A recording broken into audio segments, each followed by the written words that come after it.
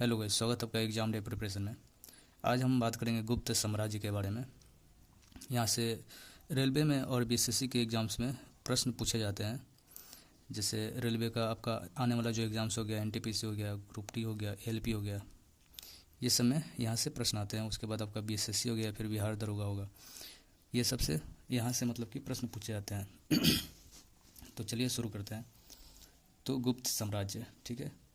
तो गुप्त वंश के संस्थापक किसे माना जाता है? तो श्रीगुप्त को। इनका शासनकाल जो था 275 से 300 ईस्वी तक था। ये हम अभी देख रहे हैं, जो टाइमलाइन देख रहे हैं, ठीक है। तो पहले टाइमलाइन देख लेते हैं इनका। श्रीगुप्त के बाद घटोत्कच है, ठीक है, जिनका कार्यकाल 300 से लेकर 320 या फिर 19 ईस्वी तक माना जाता है। घटोत्कच के बाद चंद्रगुप्त प्रथम आया, ठीक है। चंद्रगुप्त प्रथम का कार्यकाल जो 319 से 330 ईस्वी तक। चंद्रगुप्त के बाद समुद्रगुप्त आया। समुद्रगुप्त का शासनकाल जो कि 330 से 380 ईस्वी तक था। उसके बाद चंद्रगुप्त द्वितीय, उन्हें देवगुप्त के नाम से भी जाना जाता था, ठीक है। 380 से 415 ईसा तक बने रहे। उसके बाद चंद्रगुप्त द्वितीय के बाद गोविंद गुप्त, जिनका नाम तिरहुत था, कुमारगुप्त प्रथम, जिनको महेंद्रादित्य के नाम से भी जाना जाता था। उसके बाद प्रभावती, जिसे वाकाटकों की रानी कहा जाता है। तो यहाँ से देखते हैं हम, तो इनमें से कुमारगुप्त प्रथम थे जो ज़्यादा प्रभावशाली थे। तो इनका शासनकाल जो था 415 से 455 ईस्वी तक रहा, ठीक है। कुमारगुप्त के 3 ब्रांच यहाँ से, स्कंदगुप्त, पुरुगुप्त, उसके बाद घटोत्कच गुप्त, ठीक है। इनमें से सबसे प्रभावशाली जो थे स्कंदगुप्त, जिनको विक्रमादित्य भी कहा जाता था, ठीक है। उसके बाद है पुरुगुप्त। स्कंदगुप्त का जो शासनकाल रहा था वो 455 से 468 ईस्वी तक रहा था। उसके बाद पुरुगुप्त का जो शासनकाल था 468 से 469, मतलब 1 साल तक लगभग। किसके बाद? स्कंदगुप्त के बाद। यहाँ से पुरुगुप्त का ब्रांच यहाँ से होता है। तो पुरुगुप्त के बाद नरसिंहगुप्त, उसके बाद कुमारगुप्त, उसके बाद विष्णुगुप्त। यहाँ से बुधगुप्त भी शासन किए थे, और लास्ट में कौन किए थे? तो विष्णुगुप्त। कौन? विष्णुगुप्त, ठीक है। अब आगे देखते हैं हम इसके। लिखा हुआ है, गुप्त साम्राज्य का उदय 3री सदी के अंत में प्रयाग के निकट कौशाम्बी में हुआ था। कहाँ पे हुआ था? तो कौशाम्बी में हुआ था। गुप्त साम्राज्य का उदय कहाँ पे हुआ था? तो कौशाम्बी में हुआ था, ठीक है। इस वंश का संस्थापक श्रीगुप्त। गुप्त साम्राज्य के संस्थापक कौन? तो श्रीगुप्त। लेकिन गुप्त वंश का जो वास्तविक संस्थापक माना जाता है, किसको माना जाता है? तो चंद्रगुप्त प्रथम को माना जाता है, जिनका शासनकाल 319 से 330 ईस्वी तक क्या जाता है? माना जाता है, ठीक है। तो गुप्त वंश का वास्तविक संस्थापक चंद्रगुप्त प्रथम। ऐसे गुप्त वंश का संस्थापक तो श्रीगुप्त है। चंद्रगुप्त प्रथम का जो शासनकाल है वो 319 से 330 ईस्वी तक माना जाता है। चंद्रगुप्त प्रथम ने उस समय के प्रसिद्ध लिच्छवी कुल की कुमार देवी से विवाह किया था। किस लिच्छवी कुल की कुमार देवी से विवाह किया था? कौन? तो चंद्रगुप्त प्रथम ने, ठीक है। नेक्स्ट आते हैं गुप्त शासकों का उपाधियाँ। मतलब गुप्त शासक जो थे वो कौन सा उपाधि धारण किए थे, उसको लेकर है, ठीक है। तो चलिए देखते हैं यहाँ पे। तो श्रीगुप्त ने आदित्य राज या फिर महाराज का उपाधि धारण किया था। कौन? तो श्रीगुप्त ने। घटोत्कच ने महाराज का उपाधि धारण किया था। चंद्रगुप्त प्रथम ने किसका उपाधि धारण किया था? तो महाराजाधिराज की। किसकी? तो महाराजाधिराज का। समुद्रगुप्त ने पराक्रमांक का उपाधि धारण किया था, ठीक है। चंद्रगुप्त द्वितीय ने विक्रमादित्य या फिर विक्रमांक का उपाधि धारण किए हुए थे, ठीक है। कुमारगुप्त जो थे महेंद्रादित्य या फिर शक्रादित्य का उपाधि धारण किए हुए थे। स्कंदगुप्त की बात करें तो क्रमादित्य का उपाधि धारण किए थे। यहाँ से इंपॉर्टेंट हो जाता है हमारा चंद्रगुप्त प्रथम का, जो किसका उपाधि धारण किए थे? तो महाराजाधिराज की उपाधि धारण किए हुए थे। यहाँ से समुद्रगुप्त का हो जाता है इंपॉर्टेंट, मतलब तो ये पराक्रमांक का उपाधि धारण किए हुए थे। और चंद्रगुप्त द्वितीय जो थे वो विक्रमादित्य या विक्रमांक का उपाधि धारण किए हुए थे, ठीक है। नेक्स्ट आते हैं 319 से 320 ईस्वी में चंद्रगुप्त प्रथम ने गुप्त संवत चलाया था। तो क्वेश्चन अगर आता है कि गुप्त संवत मतलब कि कब चलाया गया था, तो 319 से 320 ईस्वी में चलाया गया था। किसके द्वारा? तो चंद्रगुप्त प्रथम के द्वारा ये चलाया गया था। चंद्रगुप्त प्रथम के द्वारा ये चलाया गया था। कब? तो 319 से 320 ईस्वी में। ठीक है। सर्वप्रथम चंद्रगुप्त प्रथम ने महाराजा धीराज की उपाधि धारण की। ये तो हमने देख लिया कि यहाँ पर जो टाइटल्स थे, समुद्रगुप्त को अपना उत्तराधिकारी बनाने के बाद चंद्रगुप्त ने संन्यास ग्रहण कर लिया था। अनेक विद्वान समुद्रगुप्त की तिथि क्या मानते हैं? तो 335 से 380 ईस्वी मानते हैं इनके शासनकाल का समय। समुद्रगुप्त 330 ईस्वी में राजगद्दी पर बैठा। ठीक है। कब बैठा? 330 ईस्वी में। अनेक विद्वान समुद्रगुप्त की तिथि कितना मानते हैं? तो 335 से 380 ईस्वी मानते हैं। ये दोबारा लिख दिया यहाँ पर, पहले भी लिखा है, यहाँ पर देख सकते हैं। 330 ईस्वी पर बैठा है। ठीक है। समुद्रगुप्त आक्रमणकारी एवं साम्राज्यवादी शासक था। ठीक है। समुद्रगुप्त का दरबारी कवि कौन थे? तो हरिसेन थे। समुद्रगुप्त का दरबारी कवि कौन थे? तो हरिसेन थे। ये क्या हो गया? ये इंपॉर्टेंट हो गया हमारा। इलाहाबाद में स्थित प्रयाग प्रशस्ति की रचना हरिसेन ने की थी। किसने किया था? तो प्रयाग प्रशस्ति की रचना हरिसेन ने किया था। यहाँ से ये भी इंपॉर्टेंट है हमारा कि इलाहाबाद में स्थित प्रयाग जो प्रशस्ति है हरिसेन ने किया था। हरिसेन किसका कवि दरबारी कवि था? तो समुद्रगुप्त का। प्रयाग प्रशस्ति से समुद्रगुप्त के विषय में जानकारी मिलती है। प्रयाग प्रशस्ति से किसके बारे में जानकारी मिलती है? तो समुद्रगुप्त के बारे में, कि उसने अश्वमेघ यज्ञ किया। अश्वमेघ यज्ञ किसने किया था? तो समुद्रगुप्त ने। धरनी बंध जो पृथ्वी को बांधना होता है, इसका मतलब अपना लक्ष्य बनाया। मतलब कि पृथ्वी को बांधना मतलब हो गया कि पूरा पृथ्वी पर मतलब कि अपना शासन करना। ये अपना क्या बनाया था? लक्ष्य बनाया था। ठीक है। समुद्रगुप्त के पदाधिकारी, समुद्रगुप्त के पदाधिकारी की बात करें तो यहाँ पर संधि विग्रहक जो थे वो संधि एवं युद्ध का मंत्री थे। कौन? तो संधि विग्रहक संधि एवं युद्ध का मंत्री थे समुद्रगुप्त के पदाधिकारी में। कुमारामात्य जो थे गुप्त साम्राज्य के सबसे बड़ा अधिकारी थे। गुप्त साम्राज्य के सबसे बड़ा अधिकारी कुमारामात्य को माना जाता था। ठीक है। खाद्याकिका जो कि राजकीय भोजनालय का अध्यक्ष माना जाता है। ठीक है। खाद्याकिका कौन थे? तो भोजनालय का अध्यक्ष। महादंडनायक जो थे वो न्यायाधीश माना जाता था। ठीक है। समुद्रगुप्त के पदाधिकारी में महादंडनायक न्यायाधीश को माना जाता था। ठीक है। नेक्स्ट है हमारा, समुद्रगुप्त ने गरुड़, व्याघ्रहंता, धनुर्धर, परशु, अश्वमेघ एवं वीणाधारी 6 प्रकार का स्वर्ण मुद्राएं जारी कराया था। समुद्रगुप्त ने कितने प्रकार का स्वर्ण मुद्राएं जारी कराए थे? अगर क्वेश्चन आता है तो 6 प्रकार के। और 6 प्रकार कौन कौन सा है? तो गरुड़ हो गया, व्याघ्रहंता हो गया, धनुर्धर हो गया, परशु हो गया, अश्वमेघ हो गया और वीणाधारी हो गया। ठीक है। इसको ध्यान रखें कि कितने प्रकार का स्वर्ण मुद्राएं जारी कराया गया था समुद्रगुप्त के द्वारा? तो 6 प्रकार के। समुद्रगुप्त ने उत्तर भारत, जिसको आर्यवर्त कहते हैं, उत्तर भारत के 9 शासकों को पराजित किया था। समुद्रगुप्त ने उत्तर भारत के 9 शासकों को पराजित किया था। विंसेंट स्मिथ जो कि एक इतिहासकार थे, उन्होंने समुद्रगुप्त को भारत का नेपोलियन कहा था। समुद्रगुप्त को क्या कहा था? भारत का नेपोलियन कहा था। ठीक है। गुप्त शासक एवं अभिलेख, गुप्त शासक हो गए और उनके अभिलेख देखा जाए तो समुद्रगुप्त का जो अभिलेख था वो प्रयाग प्रशस्ति अभिलेख। ठीक है। ये इंपॉर्टेंट है। कुमारगुप्त का जो अभिलेख था विल्सड स्तंभलेख जो कि कुमारगुप्त का था। स्कंदगुप्त का अभिलेख जो था वो भीतरी स्तंभलेख। समुद्रगुप्त विजेता के साथ साथ कवि, संगीतज्ञ तथा विद्या का संरक्षक था। समुद्रगुप्त जो थे वो विजेता के साथ साथ कवि भी थे। कवि, संगीतज्ञ और विद्या का संरक्षक भी थे। ठीक है। उनके सिक्कों पर उसे वीणा बजाते हुए चित्रित किया गया है। यहाँ से ये इंपॉर्टेंट हो जाएगा। किसको? तो समुद्रगुप्त को। तथा कविराज की उपाधि प्रदान की गई थी। समुद्रगुप्त को कविराज की उपाधि प्रदान की गई थी। ठीक है। श्रीलंका के शासक मेघवर्मन, श्रीलंका का शासक कौन? तो मेघवर्मन ने समुद्रगुप्त से गया में एक बौद्ध मंदिर बनाने का अनुमति मांगी थी। ये भी ध्यान रखेंगे हम, क्वेश्चन में आ सकता है कि श्रीलंका का कौन सा शासक था जो समुद्रगुप्त के काल में या फिर गुप्त काल में बौद्ध मंदिर बनाने की अनुमति मांगी थी?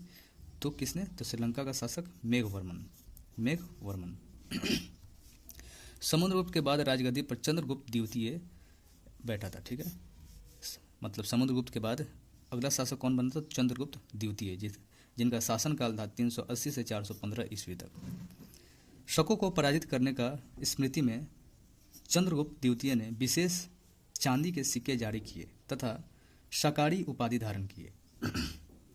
यहाँ पर देख सकते हैं, शकों को पराजित करने की स्मृति में, मतलब कि शकों को पराजित जब किया था चंद्रगुप्त ने, उसके याद में विशेष चांदी के सिक्के जारी किए थे और उसके बाद शकाड़ी उपाधि धारण किए। मतलब शकों को हराने के बाद शकाड़ी उपाधि धारण किए थे। किसने? तो चंद्रगुप्त द्वितीय ने। चंद्रगुप्त द्वितीय ने अपनी पुत्री प्रभावती गुप्त, चंद्रगुप्त द्वितीय की पुत्री कौन थी? तो प्रभावती गुप्त का विवाह वाकाटक नरेश रुद्रसेन से किया था। यहाँ पर भी ये भी ध्यान रखेंगे, ये भी इंपॉर्टेंट एग्जाम में पूछा जाता है कि चंद्रगुप्त द्वितीय ने अपनी पुत्री प्रभावती गुप्त का विवाह किससे किया था? तो वाकाटक नरेश रुद्रसेन से किया था, ठीक है। रुद्रसेन की मृत्यु के बाद चंद्रगुप्त द्वितीय ने अपनी दूसरी राजधानी उज्जैन में बनाई। किसके मृत्यु के बाद? तो रुद्रसेन की मृत्यु के बाद। तो चंद्रगुप्त का द्वितीय अपना दूसरा राजधानी था, वो कहाँ पर था? तो उज्जैन में था। कहाँ पर था? तो उज्जैन में था। चंद्रगुप्त द्वितीय का अन्य नाम क्या था? तो देवगुप्त था, देवराज था, देवश्री था तथा उपाधियाँ की बात करें तो विक्रमांक था, विक्रमादित्य था और परम भागवत था। नेक्स्ट, चंद्रगुप्त द्वितीय के शासनकाल में चीनी यात्री फाहियान भारत आया था। इसको ध्यान रखेंगे कि चंद्रगुप्त द्वितीय के शासनकाल में ही क्या हुआ था? चीनी यात्री जो था वो फाहियान भारत आया था, फाहियान भारत आया था। फी यू की इसका रचना है फाहियान का, ठीक है, याद रखेंगे। चंद्रगुप्त द्वितीय के 9 रत्न की बात करें तो ये यहाँ पर कालिदास, अमर सिंह, शंकु, धन्वंतरी, छपनक, वेताल भट्ट, वररुचि, घटकरपर, वरामहीर जो थे, ये सब क्या थे? तो चंद्रगुप्त द्वितीय के 9 रत्न थे, ठीक है।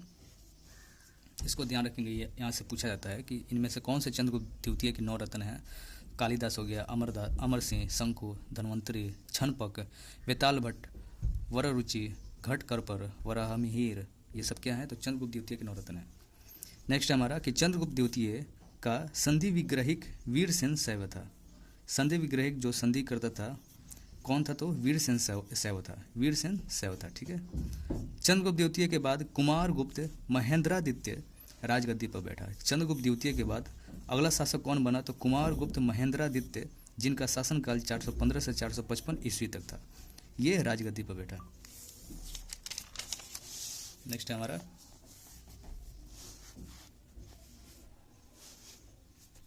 कुमारगुप्त की 623 मुद्राएं वयाना मृदभांड से मिली है। बयाना मृदभांड कहाँ पे है? तो ये राजस्थान में है, बयाना मृदभांड, ठीक है। 623 मुद्राएं। कुमारगुप्त की मयूर मुद्रा विशेष शैली थी। कुमारगुप्त की जो मयूर मुद्रा थी वो विशेष शैली की थी। कुमारगुप्त के सिक्कों से पता चलता है कि अश्वमेघ यज्ञ किया था, ठीक है। कुमारगुप्त के सिक्कों से पता चलता है कि कुमारगुप्त ने अश्वमेघ यज्ञ किया था, ठीक है। कुमारगुप्त ने श्री महेंद्रादित्य तथा अश्वमेघ महेंद्र की उपाधि धारण की थी। ये ध्यान रखेंगे कि कुमारगुप्त ने किस किस चीज़ की उपाधि धारण की थी? तो श्री महेंद्रादित्य तथा अश्वमेघ महेंद्र की उपाधि धारण की थी। हेनसांग के अनुसार नालंदा बौद्ध विहार का निर्माण शक्रादित्य ने कराया था। इसके अनुसार, हेनसांग के अनुसार नालंदा बौद्ध विहार का निर्माण शक्रादित्य ने कराया था। किसने कराया था? तो शक्रादित्य ने कराया था। चंद्रगुप्त द्वितीय के पदाधिकारी। अब चंद्रगुप्त द्वितीय के पदाधिकारी की बात करें तो उपड़िक जो थे वो प्रांत का राज्यपाल होता था। कुमारामात्य जो होते थे वो प्रशासनिक अधिकारी होते थे। दंडपासिक जो थे पुलिस विभाग का प्रधान होता था। महादंड नायक जो थे वो मुख्य न्यायाधीश होते थे। बालाधिकृत सैन्य कोष का अधिकारी होता था। महाप्रतिहार जो कि मुख्य दैवारिक होता था। पुष्यमित्र जातियों के विद्रोह की जानकारी स्कंदगुप्त के भीतरी अभिलेख से मिलता है।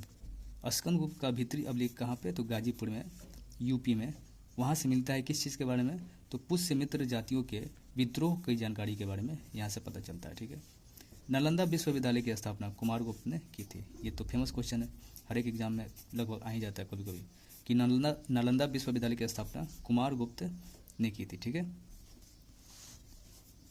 यहाँ पर क्या लिखा था, तो नालंदा बौद्ध विहार का निर्माण किसने किया था, सक्रादित्य ने। नालंदा विश्वविद्यालय की स्थापना कुमारगुप्त ने की थी।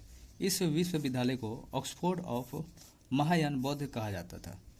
ऑक्सफोर्ड ऑफ महाबौद्ध कहा जाता है। ठीक है, इसको कुमारगुप्त के बाद स्कंदगुप्त, जिनका शासनकाल 455 से 467 ईस्वी तक था, इन्होंने राजगद्दी पर बैठा अगला शासक जो थे स्कंदगुप्त। स्कंदगुप्त को गद्दी पर बैठते ही हूणों के आक्रमण का सामना करना पड़ा। इसको ध्यान रखेंगे कि हूणों का आक्रमण किसके शासनकाल में हुआ था, तो स्कंदगुप्त के शासनकाल में शुरू हुआ था। तो स्कंदगुप्त को गद्दी पर बैठते ही हूणों का आक्रमण का सामना करना पड़ा था। जूनागढ़ अभिलेख में हूणों को मलेच्छ कहा गया है। जूनागढ़ अभिलेख में हूणों को क्या कहा गया है, तो हूणों को मलेच्छ के नाम से जाना गया है। ठीक है, इसको ध्यान रखेंगे। गिरनार पर्वत पर स्थित सुदर्शन झील का निर्माण स्कंदगुप्त ने कराया था। इसको ध्यान रखेंगे, ये भी एग्जाम में आ चुका है प्रश्न कि गिरनार पर्वत पर, किस पर्वत पर स्थित है, तो गिरनार पर्वत पर स्थित सुदर्शन झील का पुनर्निर्माण स्कंदगुप्त ने कराया था। ठीक है, स्कंदगुप्त को सक्रापम, देवराय एवं श्री परीक्षप्त वृक्षा नाम के संबोधनों से संबोधित किया जाता है। स्कंदगुप्त को किस नाम से, तो सक्रापम, देवराय एवं श्री परीक्षिप्त वृक्षा नाम के संबोधनों से संबोधित किया गया है। लंबा चौड़ा नाम है। कहोम अभिलेख से विदित है कि स्कंदगुप्त की उपाधि सक्रादित्य था। कहोम अभिलेख में क्या दिया गया है कि स्कंदगुप्त की उपाधि जो थी वो सक्रादित्य था। ठीक है, स्कंदगुप्त की स्वर्ण मुद्राओं पर क्रमादित्य उपाधि मिलती है। स्कंदगुप्त की जो स्वर्ण मुद्राएं थे उस पर क्रमादित्य की उपाधि मिलती है। ठीक है, स्कंदगुप्त ने सुदर्शन झील के पुनर्निर्माण का कार्य गवर्नर पर्णदत्त के पुत्र चक्रपालित को सौंपा था। इसको ध्यान रखेंगे कि स्कंदगुप्त ने सुदर्शन झील के पुनर्निर्माण जब करा रहे थे, इसका कार्य जब करा रहे थे, तो गवर्नर जो थे वो पर्णदत्त थे और उनके पुत्र कौन थे, तो चक्रपालित। इनको क्या दिया गया था, तो इनको सौंपा गया था इसके निर्माण के लिए। ठीक है, सुदर्शन झील के किनारे विष्णु मंदिर चक्रपालित ने बनवाया। इसको भी ध्यान रखेंगे कि सुदर्शन झील के किनारे विष्णु मंदिर किसने बनवाया था, चक्रपालित ने बनवाया था। ठीक है, हूणों का महत्वपूर्ण शासक कौन था, तो तोरमान था। इसको ध्यान रखेंगे, हूणों का महत्वपूर्ण शासक जो था कौन था, तो तुर्मान था। तुर्मान का पुत्र मिहिर कुल था। तुर्मान का पुत्र कौन था, तो मिहिर कुल था। मिहिर कुल को यशोधर्मन ने 532 ईस्वी में पराजित किया था। किसने पराजित किया था, तो यशोधर्मन ने 532 ईस्वी में पराजित किया था। गुप्त वंश का अंतिम शासक जो था वो विष्णुगुप्त था। कौन था, तो विष्णुगुप्त। इसको ध्यान रखेंगे, यहाँ से ये क्वेश्चन पूछा जाता है कि गुप्त वंश का अंतिम शासक कौन हुआ था, तो विष्णुगुप्त। प्रयाग प्रशस्ति में समुद्रगुप्त को पृथ्वी पर शासन करने वाला ईश्वर का प्रतिनिधि कहा गया है। किसमें, तो प्रयाग प्रशस्ति में समुद्रगुप्त को पृथ्वी पर शासन करने वाला ईश्वर का प्रतिनिधि कहा गया है। गुप्तकालीन आर्थिक शब्दावली के बारे में अब बात करेंगे हम। तो देख सकते हैं यहाँ पर गुप्तकालीन आर्थिक शब्दावली में पहला हमारा है भाग। भाग जो होता था वो राजा को भूमि उत्पादन से प्राप्त होने वाला हिस्सा होता था। मतलब भूमि उत्पादन से जो चीज़ प्राप्त होता था वो हिस्सा जो कहलाता क्या कहता, भाग कहलाता था। तो राजा के लिए जो भूमि से उत्पादन प्राप्त होता था तो उसको भाग। भोग जो होता था वो राजा को उपहार स्वरूप मिलने वाला कर होता था। मतलब जो राजा को टैक्स दिया जाता था, उपहार में जो टैक्स दिया जाता था वो क्या कहलाता था, वो भोग कहलाता था। मतलब शॉर्ट में भाग को समझेंगे हम क्या चीज़, तो भूमि से उत्पादन होने वाला हिस्सा हो गया। ठीक है, अब भोग जो हो गया वो टैक्स एक तरह का हो गया। उद्रंग जो हो गया अस्थायी काश्तकारों के लिए कर। उद्रंग क्या हो गया, अस्थायी काश्तकारों के लिए कर हो गया। ठीक है, उपरी कर क्या हो गया, अस्थायी कृषकों के लिए कर हो गया। अस्थायी कृषकों के लिए कर हो गया क्या चीज़, उपरी कर। उपरी कर क्या हो गया, अस्थायी कृषकों के लिए कर। हिरनय क्या था, तो द्रव्य जो नगद रूप से किया जाने वाला कर था, जो मतलब कि नगद रूप से मतलब कि उसी समय दिया जाने वाला कर जो था क्या था, तो हिरण्य था। विशिष्ट जो था निःशुल्क या बेगार श्रम, निःशुल्क या बेगार श्रम को क्या कहा जाता था, विशिष्ट कहा जाता था। मतलब कि जो वेजेस दिया जाता था उसको विशिष्ट कहा जाता था। दिनार क्या होता था, स्वर्ण मुद्राएं होती थी दिनार, ठीक है। अग्रहार जो होता था वो मंदिरों एवं ब्राह्मणों को दान की जाने वाली भूमि होती थी। अग्रहार क्या होता था, तो मंदिरों एवं ब्राह्मणों को दान की जाने वाली भूमि को अग्रहार कहा जाता था। नेक्स्ट देखते हैं,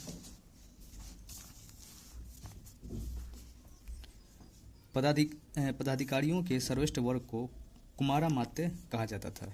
ध्यान रखेंगे इसको कि पदाधिकारियों के सर्वश्रेष्ठ वर्ग को क्या कहा जाता था, कुमारामात्य कहा जाता था। वेतन की अदायगी, जो वेतन दिया जाता था वो भूमि अनुदान के रूप में होती थी, भूमि अनुदान के रूप में होती थी वेतन।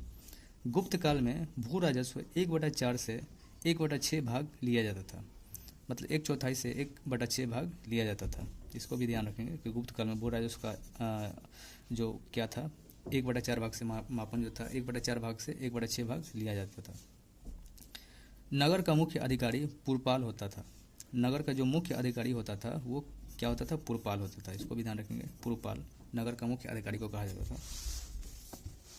अब देखते हैं यहाँ पे मदसौर अभिलेख, मदसौर अभिलेख से रेशम बुनकरों की श्रेणी द्वारा विशाल सूर्य मंदिर के निर्माण का उल्लेख मिलता है। तो मदसौर अभिलेख से हमें क्या मिलता है जानकारी, तो विशाल सूर्य मंदिर के निर्माण का उल्लेख मिलता है रेशम बुनकरों की श्रेणी द्वारा। किसके द्वारा, रेशम बुनकरों की श्रेणी द्वारा। सभी व्यापारिक मार्ग उज्जैन से आकर मिलते थे, जितने भी व्यापारिक ट्रेडमार्क मतलब कि रास्ता होता था, ठीक है, व्यापारिक मार्ग होता था जहाँ से ट्रेड होता था, तो वो उज्जैन से आकर मिलता था, ठीक है। सर्वाधिक स्वर्ण सिक्के, सबसे अधिक जो स्वर्ण सिक्के थे, सोने के सिक्के थे, गुप्तों ने ही जारी किए। किसने जारी किए, तो गुप्त काल में ही जारी हुआ था सबसे ज़्यादा स्वर्ण सिक्का। इन सिक्कों के दिनार कहा जाता था, इन सिक्कों को क्या कहा जाता था, तो दिनार कहा जाता था, जो कि देख चुके हम लोग। गुप्त काल में वस्त्र उद्योग सबसे महत्वपूर्ण था। गुप्त काल में सबसे महत्वपूर्ण कौन सा उद्योग होता था, तो वस्त्र उद्योग होता था, ठीक है। घोड़े का आयात बैक्ट्रिया से होता था, घोड़े का आयात कहाँ से होता था, तो बैक्ट्रिया जगह था वहाँ से होता था, ठीक है। गुप्त काल में आय व्यय लेखन कार्य करने वाले को कायस्थ कहा जाता था। क्या कहा जाता था, कायस्थ कहा जाता था किसको, तो गुप्त काल में आय व्यय लेखन कार्य करने वाला जो होता था वो कायस्थ होता था, जिसका सर्वप्रथम उल्लेख याज्ञवल्क्य से ने किया है। इसका उल्लेख किसने किया है, याज्ञवल्क्य ने किया है, ठीक है। प्रथम सती होने का प्रमाण 510 ईस्वी के एरन अभिलेख से मिलता है। ये भी ध्यान रखेंगे कि प्रथम सती होने का जो प्रमाण है वो 510 ईस्वी के एरन अभिलेख से मिलता है। किस अभिलेख से, तो एरन अभिलेख से मिलता है, ठीक है। गुप्त शासकों का व्यक्तिगत धर्म, जो गुप्त शासक थे उनका व्यक्तिगत धर्म क्या था, तो वैष्णव धर्म था। क्या था, तो वैष्णव धर्म था इनका, जो मतलब कि पूजा करते थे, वैष्णव धर्म को मानने वाले थे ये। गुप्त वंश का राजकीय चिन्ह क्या था, तो गरुड़ था। गुप्त वंश का राजकीय चिन्ह क्या था, ध्यान रखेंगे, ये भी क्वेश्चन आता है कि गुप्त वंश का राजकीय चिन्ह क्या था, तो गरुड़ था। वैष्णव एवं शैव धर्म के मध्य समन्वय गुप्त काल में स्थापित हुआ। मतलब दोनों धर्मों के बीच में जो समन्वय स्थापित हुआ, मध्यस्थता स्थापित हुआ, वो किसके काल में हुआ, तो गुप्त काल में ही स्थापित हुआ था, ठीक है। गुप्त राजाओं ने परम भागवत धार्मिक उपाधि धारण की। गुप्त राजाओं ने परम भागवत धार्मिक उपाधि धारण की थी, परम भागवत की धार्मिक उपाधि धारण की थी, धार्मिक उपाधि, ठीक है। स्कंद गुप्त का जूनागढ़ अभिलेख, इसको ध्यान रखेंगे, स्कंद गुप्त का जूनागढ़ अभिलेख एवं बुधगुप्त का एरन अभिलेख। स्कंद गुप्त का जूनागढ़ अभिलेख एवं बुधगुप्त का एरन अभिलेख विष्णु स्तुति से शुरू हुआ था, विष्णु स्तुति से शुरू हुआ।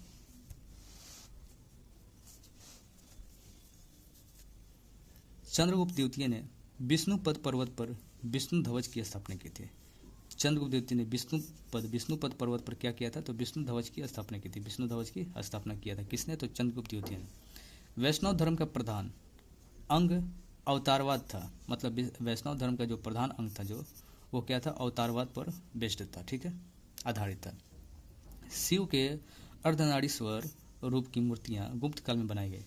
मतलब कि शिव जी का जो अर्धनारीश्वर रूप था वो उनकी मूर्तियाँ जो थी गुप्त काल में ही बनाई गई थी। किस काल में? तो गुप्त काल में ही बनाई गई थी, क्योंकि हमने ऊपर देखा है कि वैष्णव धर्म और शैव धर्म का के बीच में तो जो मध्यस्थता हुआ था समन्वय, वो गुप्त काल में ही स्थापित हुआ था। गुप्त काल में ही गुप्त काल में ही त्रिमूर्ति के अंतर्गत ब्रह्मा विष्णु महेश की पूजा आरंभ हुई। इसको भी ध्यान रखेंगे कि गुप्त काल में ही त्रिमूर्ति मतलब ब्रह्मा विष्णु महेश की पूजा आरंभ हुई थी। गुप्तकालीन मंदिर कला का सर्वोत्तम उदाहरण देवगढ़ का दशावतार मंदिर। सर्वप्रथम शिखर का प्रयोग इसी में किया गया था, शिखर का प्रयोग। गुप्तकालीन मंदिर कला का सर्वोत्तम उदाहरण देवगढ़ का दशावतार मंदिर है। ठीक है, इसको ध्यान रखेंगे। अजंता का गुफाएं गुप्त काल की है। अजंता की गुफाएं जो हमें देखने को मिलती है वो किस काल की है? तो गुप्त काल की है। गुप्त काल को संस्कृत साहित्य का स्वर्ण काल कहा जाता है। गुप्त काल को ही, इसको भी ध्यान रखेंगे कि संस्कृत साहित्य का स्वर्ण काल किस युग को कहा जाता है? तो गुप्त काल को कहा जाता है, क्योंकि इसी काल में कालिदास एवं अन्य संस्कृत विद्वानों ने अधिकांश संस्कृत साहित्य की रचना की थी। अधिकांश संस्कृत साहित्य की ही रचना की गई थी। किसके काल में? तो गुप्त काल में। अब यहाँ पर जैसे देख सकते हैं लिखा हुआ है कि गुप्त कालीन रचनाएं एवं रचनाकार, इसको देखेंगे हम। आर्यभट्ट गुप्त काल के सबसे बड़े गणितज्ञ थे, जिनकी रचना आर्यभट्टियम। ये प्रश्न पूछा जाता है कि आर्यभट्ट की रचना क्या थी? तो आर्यभट्टियम थी। ठीक है। सर्वाधिक भूमि अनुदान गुप्त काल में दिया गया। सबसे ज़्यादा भूमि अनुदान किस काल में किया गया था? तो गुप्त काल में किया गया था। गुप्त काल ब्राह्मण धर्म के पुनरुत्थान का काल माना जाता है। जो ब्राह्मण धर्म था, इनके पुनरुत्थान का काल किसे माना जाता है? तो गुप्त काल को माना जाता है। रामायण तथा महाभारत के अंतिम रूप का संपादन गुप्त काल में ही हुआ था। रामायण तथा महाभारत के जो अंतिम रूप का संपादन था वो गुप्त काल में ही हुआ था। गुप्त काल में दास प्रथा विद्यमान थी। गुप्त काल में दास प्रथा क्या थी? तो विद्यमान थी। नारद ने 15 प्रकार के दासों का उल्लेख किया। कितने प्रकार के? 15 प्रकार के, जबकि मनु ने 7 प्रकार के दासों का उल्लेख किया था। मंदसौर अभिलेख से कुमारगुप्त प्रथम के शासन का वर्णन प्राप्त होता है। मंदसौर अभिलेख से किसका शासन का वर्णन प्राप्त होता है? तो कुमारगुप्त प्रथम के। तुमुन अभिलेख में कुमारगुप्त प्रथम को शरदकालीन सूर्य कहा गया है। तुमुन अभिलेख में, किस अभिलेख में कुमारगुप्त प्रथम को शरदकालीन सूर्य कहा गया है? तो तुमुन अभिलेख में। सबसे अधिक अभिलेख जो कि 18 अभिलेख कुमारगुप्त प्रथम के मिले हैं। सबसे अधिक अभिलेख जो मिला है वो किसके मिले हैं? तो कुमारगुप्त प्रथम के मिले हैं। स्कंदगुप्त का भीतरी अभिलेख में क्या चीज़ का वर्णन? हूणों द्वारा आक्रमण की जानकारी मिलती है। किसमें? तो भीतरी अभिलेख में, जो कि पीछे हम देख चुके हैं। तुर्मन मिहिर कुल प्रसिद्ध हूण राजा थे। ये भी देख चुके हैं हम लोग कि तुर्मन एवं मिहिर कुल प्रसिद्ध हूण राजा थे। कहोम अभिलेख में स्कंदगुप्त को सक्रोपम तथा जूनागढ़ अभिलेख में श्री परीक्षित वृक्षा कहा गया है। देख सकते हैं यहाँ पर कहोम अभिलेख में स्कंदगुप्त को सक्रोपम और जूनागढ़ अभिलेख में श्री परीक्षित वृक्षा कहा गया है। ठीक है। अब यहाँ से हम देखेंगे कि गुप्तकालीन रचनाएं एवं रचनाकार इनके। तो रचनाकार देखते हैं यहाँ पे विष्णु शर्मा द्वारा रचना किया गया क्या चीज़? तो पंचतंत्र जो रचना है किसके द्वारा किया गया है? तो विष्णु शर्मा द्वारा लिखा गया। ठीक है। कालिदास द्वारा जो लिखा गया है साहित्य, उसमें मालिकाग्निमित्र, विक्रमोर शिवम, मेघदूत, अभिज्ञान शकुंतलम। इसमें क्या है? दुष्यंत एवं शकुंतला की प्रेम कथा है। किसमें? अभिज्ञान शकुंतलम में। कुमार संभवम, ऋतु संहार और रघुवंश जैसे महाकाव्य किनकी रचना है? तो कालिदास की रचना है। भौमिक की रचना की बात करें तो रावानार जुर्नियम किसकी है? तो भौमिक की। विशाख दत्त जो थे इनकी रचना की बात करें तो मुद्रा राक्षस और देवी चंद्रगुप्तम। भाड़वी की बात करें तो इनकी रचना थी किरातार्जुनियम और वत्स भट्टी की रचना रावण वध। भास की बात करते हैं, इनकी रचना थी स्वप्नवास वदतम और चारुदत्तम। अमर सिंह की बात करें तो अमर कोश इनकी प्रमुख रचना थी। तो यहाँ से देख सकते हैं विष्णु शर्मा की रचना क्या थी, पंचतंत्र। कालिदास की रचना यहाँ पर है। तो ये सब इम्पोर्टेंट है, यहाँ से प्रश्न आते हैं, ठीक है। विशाख दत्त का रचना जो है ये सब आता है यहाँ से। मुद्रा राक्षस हो गया, देवी चंद्रगुप्तम हो गया, ठीक है। आगे रखते हैं। यहाँ पर शूद्रक की रचना जो थी वो मृच्छकटिकम, जो कि मिट्टी की खिलौना गाड़ी होती थी, उसको मृच्छकटिकम कहते थे। तो इनकी रचना शूद्रक की मृच्छकटिकम। वराहमिहिर की जो रचना थी वो बृहत संहिता। ये इंपॉर्टेंट है, यहाँ से ये सब प्रश्न आते हैं, पूछ चुके हैं मतलब पहले एग्जाम में। बृहत संहिता हो गया। पंच सिद्धांतिका वराहमिहिर का ही है। आर्यभट्ट का हो गया सूर्य सिद्धांत और आर्यभट्टियम, जो कि पहले भी एग्जाम में पूछ चुका है। ब्रह्मगुप्त का हो गया ब्रह्म सिद्धांत। राजशेखर का हो गया काव्य मीमांसा। बाणभट्ट का हो गया अष्टांग हृदय, जो कि चिकित्सा से संबंधित है। बाणभट्ट का क्या हो गया हर्ष चरित, ये भी मतलब एग्जाम में पूछ चुका है। और धन्वंतरी का हो गया शल्य शास्त्र, जो कि चिकित्सा से संबंधित है, मतलब कि सर्जरी से संबंधित है। तो ये भी प्रश्न पूछ चुका है एग्जाम में पहले। तो ये सब इंपॉर्टेंट है हमारा, ठीक है। ये वाला हो गया, ये हो गया। उसके बाद आपका आर्यभट्ट हो गया, वराहमिहिर वाला हो गया, शूद्रक हो गया, उधर जो बताया वो सब हो गया। अब बात करते हैं गुप्तकालीन महत्वपूर्ण मंदिर के बारे में। गुप्तकालीन महत्वपूर्ण मंदिर के बारे में बात करें तो विष्णु मंदिर, जो कि तिगवा में है, जबलपुर मध्य प्रदेश में। शिव मंदिर, जो कि भूमरा नागौद मध्य प्रदेश में है। ये सब क्या है, तो गुप्तकालीन महत्वपूर्ण मंदिर है, मतलब गुप्तकाल में जो बनाया गया था मंदिर वो सब है। पार्वती मंदिर, जो कि नचना कुठार मध्य प्रदेश में है। दशावतार मंदिर, जो कि देवगढ़ झांसी उत्तर प्रदेश में है। शिव मंदिर, जो कि खोह नागौद मध्य प्रदेश में है। भीतरगांव मंदिर, जो कि भीतरगांव कानपुर उत्तर प्रदेश में है। और लक्ष्मण मंदिर भी कहाँ पे है, तो यहीं पर है, जो कि ईंटों द्वारा निर्माण हुआ था। ये भी कहाँ पे है, तो कानपुर में। और अधिकार और विभाग की बात करें, अधिकारी जो होते थे और उनके विभाग जो होते थे उनकी बात करें तो हरिसेन जो अधिकारी थे, इनका विभाग था यह समुद्र का जो संधि था उनका विग्रहिक एवं महादंड नायक था, ठीक है। इसी ने प्रयाग प्रशस्ति की रचना की थी। हरिसेन जो थे अधिकारी, उनका विभाग क्या था, तो यह समुद्र का संधि विग्रहिका थे, मतलब कि, ठीक है। और महादंड नायक थे कौन, तो हरिसेन, ठीक है। वीरसेन शैव, जो कि चंद्रगुप्त द्वितीय का संधि विग्रहिक था। वीरसेन शैव जो थे चंद्रगुप्त द्वितीय का संधि विग्रहिक करते थे, ठीक है। शिखर स्वामी, जो कि चंद्रगुप्त द्वितीय का मंत्री एवं कुमारामात्य थे। पृथ्वीसेन, जो कि कुमार गुप्त का मंत्री एवं कुमारामात्य थे। आम्रकारदव, जो कि चंद्रगुप्त द्वितीय का सेनापति थे, ठीक है, सेनापति थे। अब यहाँ पर गुप्त काल की प्रमुख भुक्तियाँ जो प्रांत होते थे उनके बारे में। तो अवंती जो प्रांत था वो कहाँ पर था, तो पश्चिम का मालवा में रीजन में था। एरन जो प्रांत था वो पूर्वी मालवा में था, ठीक है। तीर भुक्ति जो था कहाँ पर था, तो उत्तरी बिहार में था। पुंड्रावर्धन जो था वो कहाँ पे, उत्तरी बंगाल में था। पुंड्रावर्धन, वर्धमान जो उत्तरी बंगाल में था, और मगध जो कि पश्चिम बिहार में था। तो ये रहा हमारा गुप्त काल से रिलेटेड सब चीज़ यहाँ पर हमने बता दिया आपको। तो इसको रिवीजन करेंगे और ध्यान रखेंगे। तो फिर मिलते हैं नेक्स्ट वीडियो में, तब तक के लिए थैंक यू।